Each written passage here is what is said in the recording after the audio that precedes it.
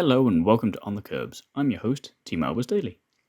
Joining me this week is Turkish Rally Co-Driver Asli Erbil. We caught up back at the beginning of February to talk about how her uncle was the family member responsible for getting her into motorsport, how she then fell in love with rallying, what it's like to balance studying law with racing, one of the most curious things that she's got on a racing bucket list, and much more. I hope you enjoy our conversation.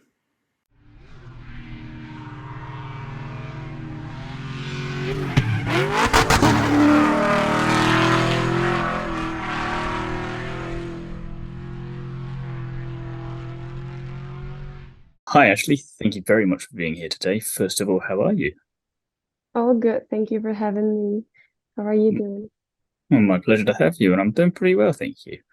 So, first question I like to ask everybody that I talk to here, what first got you interested in motorsport? Well, it was my uncle.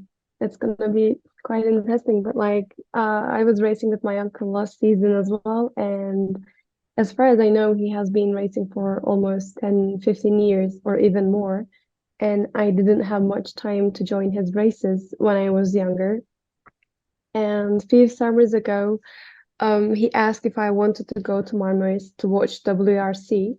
And I was like, what is it? And then he explained the things I really didn't understand at that time.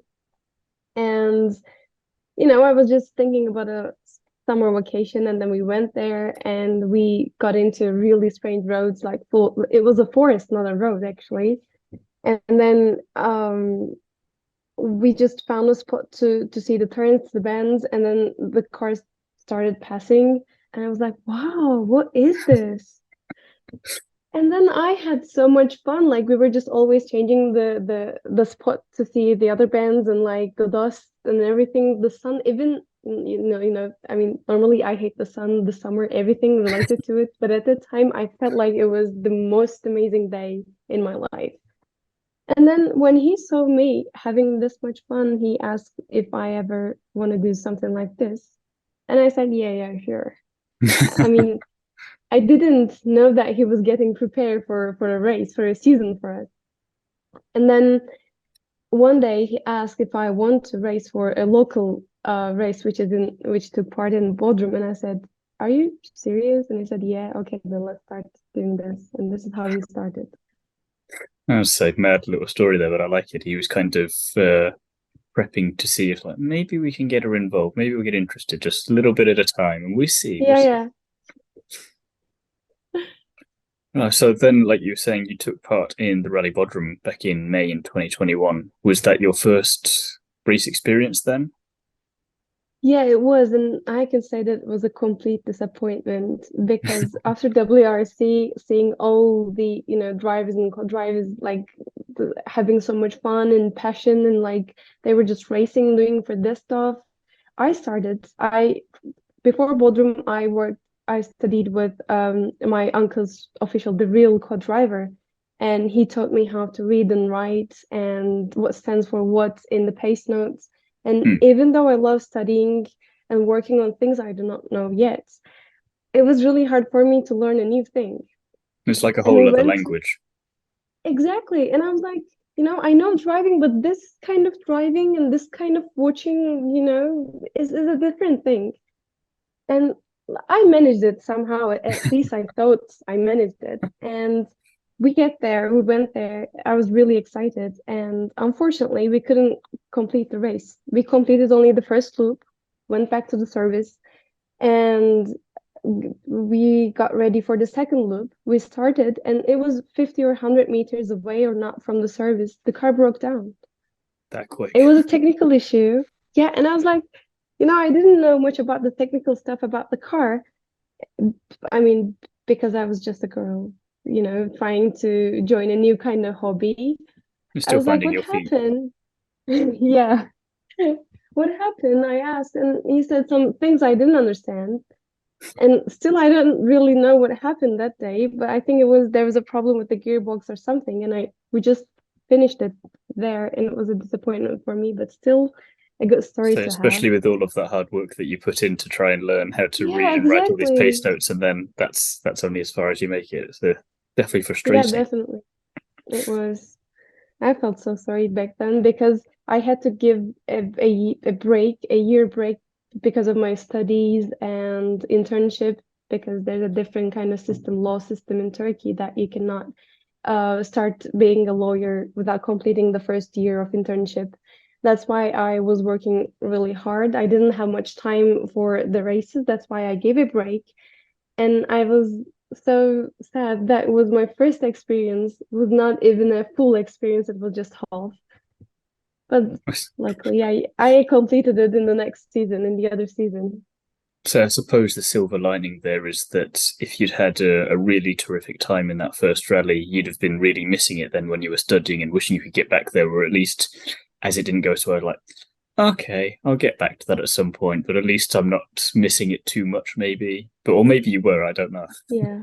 Yeah, it was actually it was back then, for back then, it was better to just have a half experience. Otherwise, I wouldn't really go on my internship. Looking back at last year, then 2022, how did that go for you in terms of racing? I was having a little look back through some of your racing results, and July in particular looked like it went well. It was amazing. It was the best year of my life, I can say, because we are the winner of Class 5 in Turkey and finished second in Clio Trophy Turkey. And it was also the hardest times of my life, I could say, because I always try to do my best at whatever I do, and it was the same for this rally thing because what I saw it more than a hobby.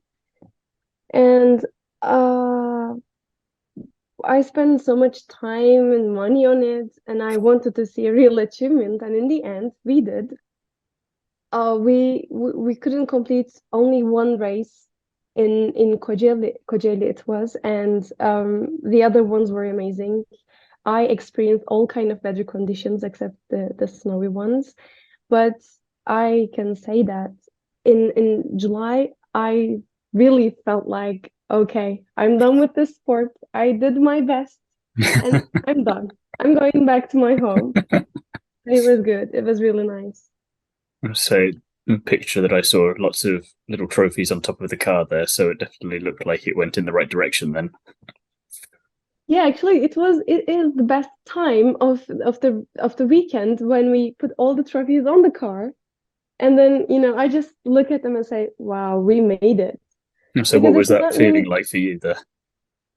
it was amazing. It's just like, seeing something you achieved on the car, and the car is, it represents something that you like a lot.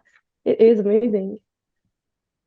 So what is it about being a rally co-driver in particular that you love so much there? You were saying about it was really difficult to start off with. It was like learning a whole language, but you've clearly come to really enjoy that side of things. So I want to know, what is it about that you love so much?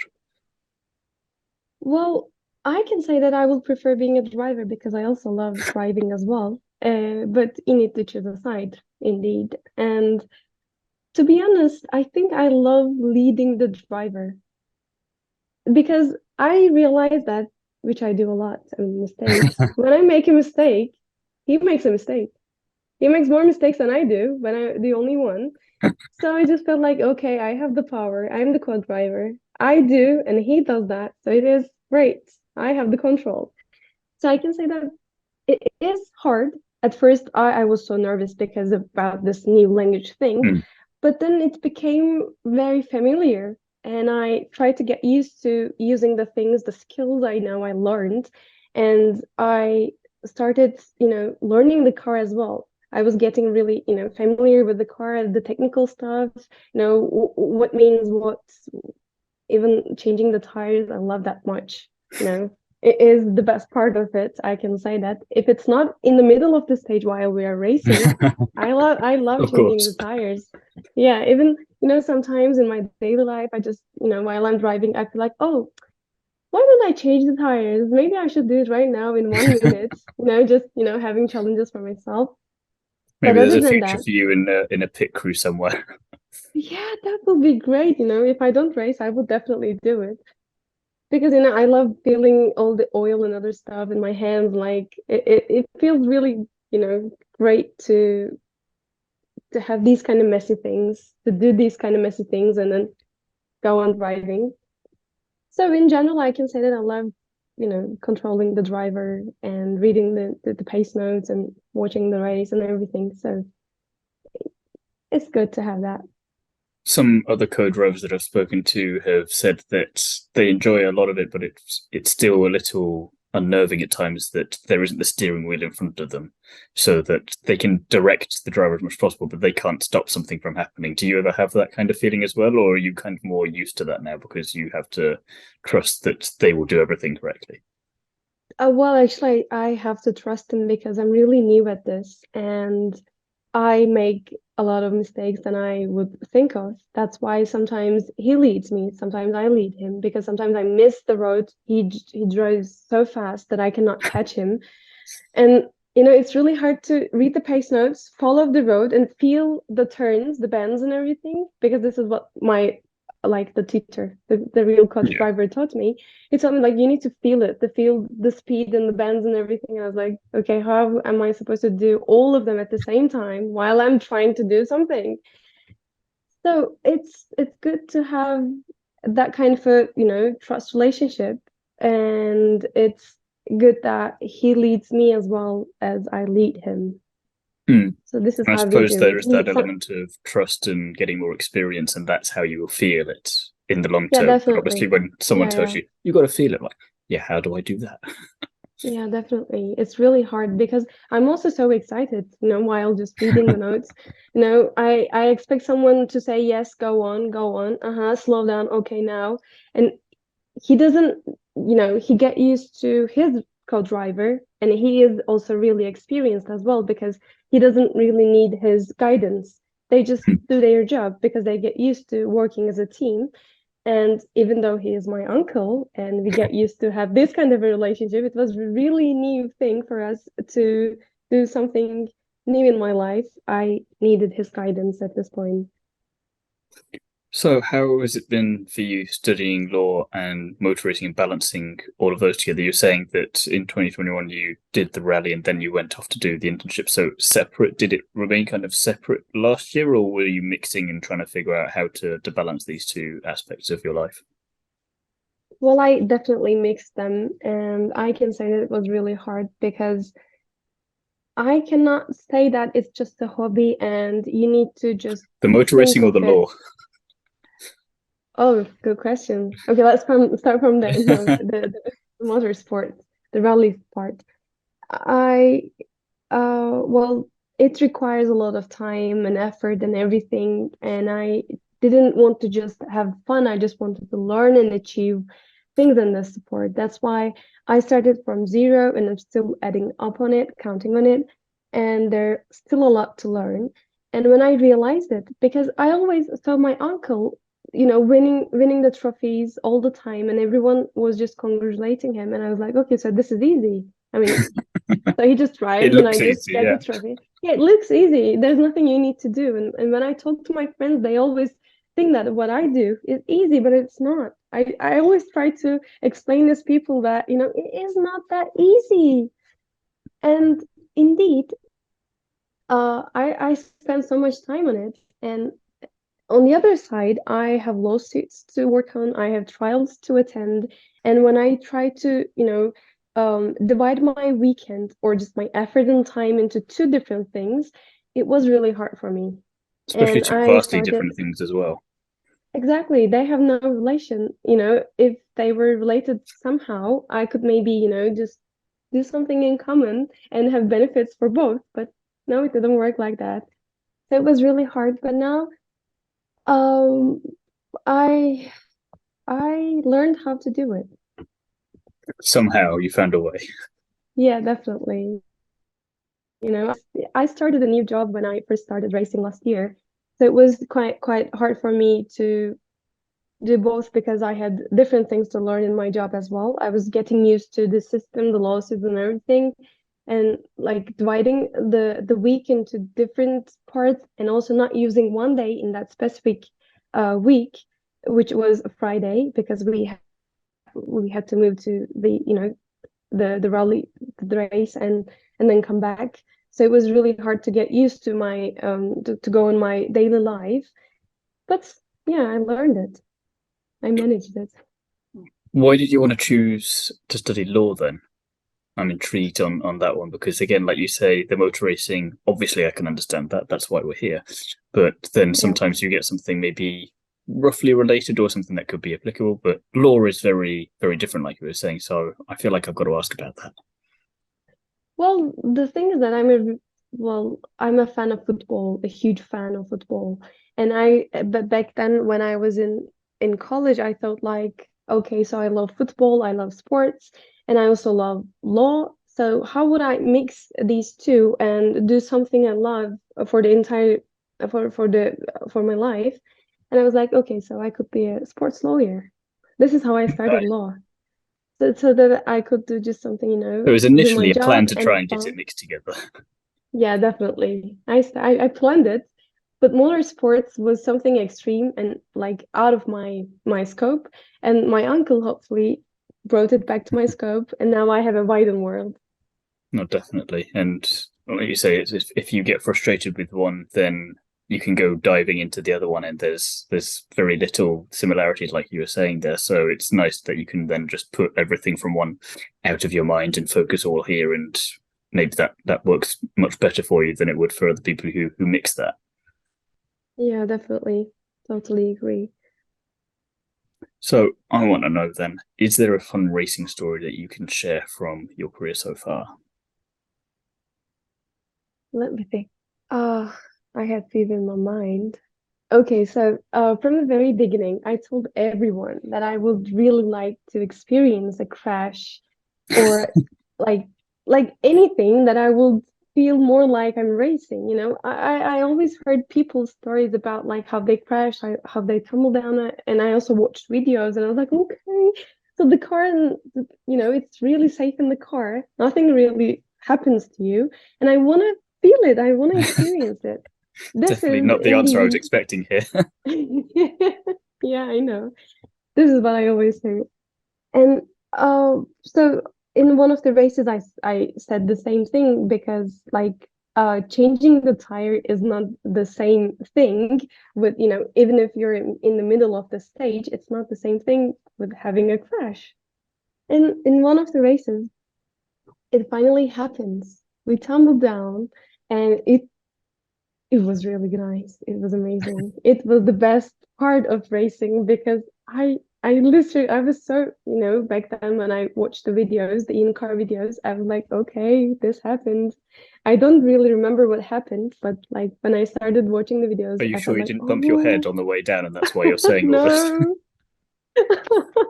And also because I'm so tiny in the car, nothing really happened. Like I wasn't even stuck in the car. I was like, okay, let's go upside. The car was upside down when I left the So car. what happened? Uh, Did you go off the side of the track then, or where was this and how did it happen?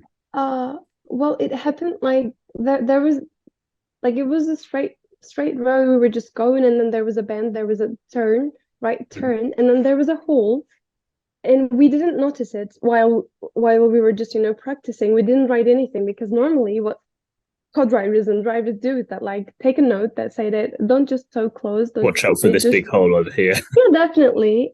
And we didn't see that because we were not expecting to turn that close, but it unfortunately happened and we just dropped on like fall on the hole, and then it just turns us. And the funny part is that still I thought that uh I thought that we would go on, we could go on, but we couldn't. We left the car. Just because you're And fine doesn't mean the car is. yeah, definitely. I just looked at the car and I was like, okay, so let's just, it's upside down. Let's change its position. And, my uncle is a bit, strong man. And I said like, I'm okay, gonna so just do it let's with just the one push the arm, just push car. it back over. Yeah, be fine. Yeah, by the way, we literally tried it because the ground was I sloping believe you and we definitely just tried it. yeah, we just tried to push the car so that maybe it would turn around and we could go on. It didn't work. It doesn't work like that. Is this you satisfied with that now? You don't need to crash anymore. Yeah, that's that box ticked. it was just You're one asking for round, trouble just otherwise. yeah, tumbling down is just one round. So maybe we could have two, three, or more. It will be amazing. But definitely, what I realized in one of the stages, we were really close to a, I think it was seaside, and I definitely felt so nervous. I was so Well, at afraid least that we something's couldn't, being normal inside your head there then. yeah, we couldn't take the turn. I was just imagining all the time, especially after this crash. I mean, like this kind of accident. I was so nervous while just, See, you're taking already the calling it an turn. accident and not even a crash. That's not good. Yeah, I was so afraid to read the pace notes at that part because I was so nervous. Somehow I imagined that we will just couldn't take the turn and then jump on the sea. That would be so terrifying when I experienced this one. Nothing involved water, no. There's some common sense in there somewhere. Excellent. Yeah. So, from your point of view as someone who's relatively new still to the whole motorsport game, how has it been for you as a woman to come into motorsport? What's your experience been like? Well, I can say that I feel rare. I feel unique, but I could have told you that from the last story, to be honest. I think that's just a general thing. I'm so proud at the same time because I don't see much women taking part, a huge role in this sports. As I mentioned before, I'm also a fan of football, and there are not so many like women players in football as well. So I feel like doing something rare, trying to taking part in this kind of sports to show that women are also um, able, capable, or eligible to do these kind of sports is a good thing. That's why I always mention that everyone should try these kind of things because what people see is that men drives men like does everything that women cannot do, like playing football is also one of them, and I think that it's a good chance for us to break these kind of these kind of biases. Definitely. I'm so happy to involved. And as well, from coming in, have you had this kind of experience with the other people that have been in motorsport? Have they been welcoming for the most part, or have you had any trouble there, or has it been pretty much to like, okay, yeah, she's here, that's fine? Well, they get used to it because like in Turkey there are also so other women who are doing this sport, and I had the chance to meet some of them. Actually, one of them is kind of my best friend, and we also discussed this as well, and we say that they don't they're not used to seeing women in the car. For example, I also like polish my nails in the different colors, and like I write my team's name and like or the number of the car that we have. Like I just, do these kind of girly stuff for this sport. And when they see me, they feel like, wow, women can do that as well. And they comment like, do you Yeah. need anything? Is there anything I can do for you? And I said, no. Is there anything I can do for you? And I You said, want to change okay, all the perfect. tires? Yeah, at first they see us like princess, but when we start racing and like all the sweat and everything, they see that okay, man, you're one of us. So That's good. this is That's how they good get though. used to it. Yeah. So 2023, we're now in. Somehow it's already February when we're recording this. Do you have any racing plans for this year? Of course, we will move on from where we left, and I cannot wait for the new season, which is, I think, going to start in March. This is what they plan. They announced the draft agenda, but I don't know how this is going to go because like there's slight changes in our team, Talk Sport, but our cars still remain. They're waiting for us, so hopefully we'll go on in the next season. Fingers crossed, and I'll keep an eye out for that when it happens. Oh yeah, I'll let you know. No worries. A couple of fun questions then to finish off that have nothing to do with motorsport whatsoever. What is your favorite film? My favorite film. Well, I'm more of a book person, but recently I can say that The I'll take Crimson favorite book River. as well. Yeah. Well, the answer is the same anyway. The Crimson Rivers is recently my favorite one. because I also read the book and I love the story. It's a detective story. Maybe you heard of it. So it rings a bell, but I couldn't tell you who the author is. Oh, it's Grunge, the French author. Oh yes, no, rings a bell, but maybe I'll need to add that to my list as well. It's Yeah, so do never enough so. time for all of these. And then, would you rather hibernate for 5 months of the year, every year, or never need to sleep?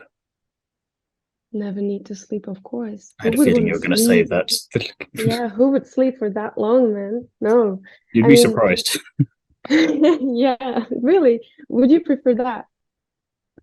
5 months is a long time, to be fair. Like, I don't think me personally for that, but at the same time, a little bit would be nice. Maybe not 5 months, but I think maybe I'd have to go Oh, for the yeah. never need. I don't know what I would do with all that extra time, but I'd find something. Well, actually, we experienced it in this pandemic uh process. Like when we had no chance to go out, we all stayed at home, and I can say that. That's why my answer is this. You did both. I Yeah, I did both, and I was so bored, and I just realized that I shouldn't stay at home for that long. And I also love traveling. That's why I just, for example, even like the races are gone, and we had spare weekends. Normally we race, but now I didn't really know what to do with my spare weekends, so I planned like different kind of things so that I wouldn't stay at home. No, definitely. Definitely no sleep. Perfect. Well, it's been an absolute pleasure chatting with you today, and I want to thank you very much for your time and wish you the best of luck for 2023. Thank you very much.